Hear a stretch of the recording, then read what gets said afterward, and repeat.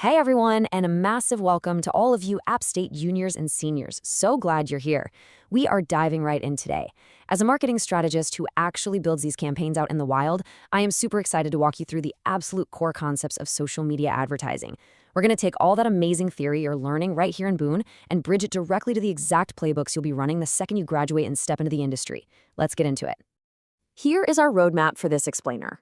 We'll hit the power of paid social, dominating the meta ecosystem, reaching professionals and niches, the video advertising revolution, crafting ads that convert, and finally, your strategic next steps.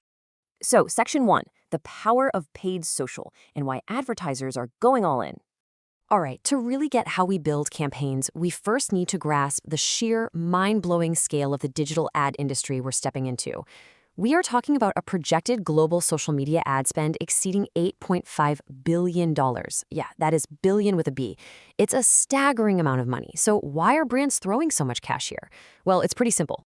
Whether people are messaging friends or networking for business, this is where they live. For businesses, paid social is just this highly effective, relatively low-cost way to grab consumers right where their attention already is. Now, as you start strategizing, you've got to understand the fundamental difference between organic and paid strategies.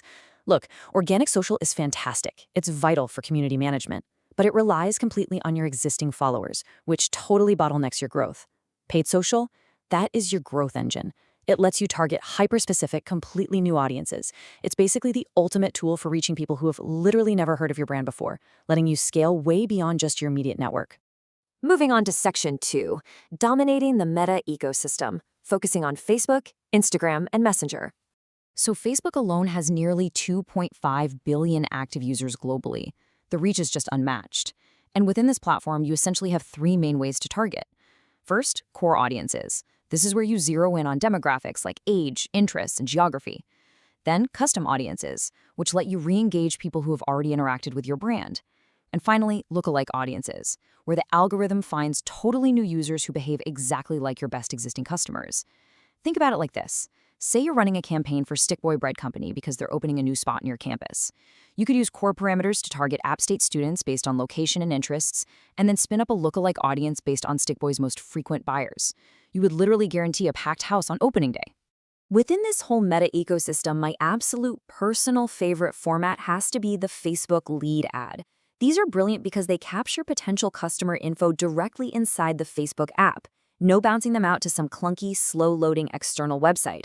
So if a local favorite, say Appalachia Cookie Company, wanted to build their email newsletter list, they could just run a lead ad offering a discount code for fresh cookies directly in a student's newsfeed. Super seamless.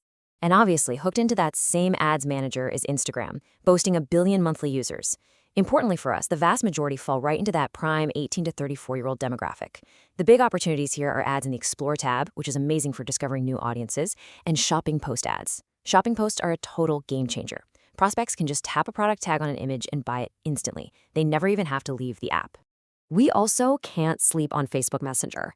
People are exchanging 20 billion messages globally every single month. That makes Messenger retargeting incredibly powerful. You can use sponsored messages to re-engage past prospects right in their private chat inbox. And because it feels like a native chat, it's absolutely perfect for kicking off highly personalized conversations that just don't feel like those intrusive traditional ads. All right, Section 3, reaching professionals and niches, looking at LinkedIn, Twitter, and Pinterest. Because let's face it, not every single campaign belongs on Facebook or Instagram. If you're a local marketing agency and you need corporate clients, LinkedIn is a total goldmine because you're targeting by actual job titles and industries. If you're a tech startup focused on B2B or e-commerce, Twitter has this really engaged 35 to 65-year-old demographic that actually spends money online and drives strong website clicks. And if you have a highly visual product, like the classic outdoor apparel at Mass General Store down on King Street, Pinterest is absolutely your best bet. It's driven by a super engaged, mostly female user base. Advertising on Pinterest is also beautifully simple. It's just a 4-step playbook. You pick your best pin, you decide who sees it using your targeting, you pay for the results you want, like engagement or site visits, and then you track what's working and adjust. But what makes Pinterest so wildly different from everything else in the social landscape is that users actually want to see ads from brands they love. They are literally on the app specifically for visual inspiration and to shop. Section 4. The video advertising revolution. We're talking YouTube, Snapchat, and TikTok. If you want to capture that 18 to 24 demographic, which obviously dominates the App State campus, you have to speak the language of video. But these three giants operate very differently. YouTube is essentially the world's second largest search engine, allowing you to place ads contextually based on exactly what a user is actively searching for. Snapchat, meanwhile, completely dominates that 18 to 24 crowd. And then there's TikTok. TikTok has exploded, but it requires a totally different mindset. Hard sales pitches will completely flop there. Brands absolutely have to lean into organic feeling humor, memes, and dance challenges if they want to build real awareness. Over on Snapchat, one of the coolest, most innovative ad types is the augmented reality, or AR lens. Brands can actually sponsor these lenses to create fun, interactive moments. A famous example is the Domino's Pizza AR lens. You literally had a digital pizza appear right on your screen. It's such an incredible way to drive peer-to-peer engagement, simply because users naturally want to share these hilarious filters with their friends. Section 5. Crafting ads that convert. Or really, the anatomy of a perfect ad. Okay, knowing the platforms is really just half the battle. Now you actually have to build remarkable content. The most important thing to grasp here is how platforms like Facebook rate your ads to decide if they get pushed to the top of the feed or just buried. They look at 3 expected performance metrics: quality, engagement, and conversion. If you can max out these 3 pillars, your ads are going to cost you less and perform so much better. Let's break those down. First up, high quality. To get this, your ad has to perfectly resonate with your target demographic. That means speaking their language. It means dropping the stiff, generic stock photos and using imagery and video that genuinely reflects the real people you're trying to reach. You have to offer real value right out of the gate. Second is high engagement. Your ad has to stop people from scrolling past it in an incredibly crowded feed. You do this by playing around with dynamic formats like GIFs or punchy short videos. Also, make your call to action incredibly clear. Oh, and a quick warning here, if you're using direct channels like LinkedIn message ads, authenticity is everything. If your DM sounds stiff or spammy, your engagement will totally tank. You've got to treat the inbox like a real one-to-one conversation. And the final pillar is high conversion.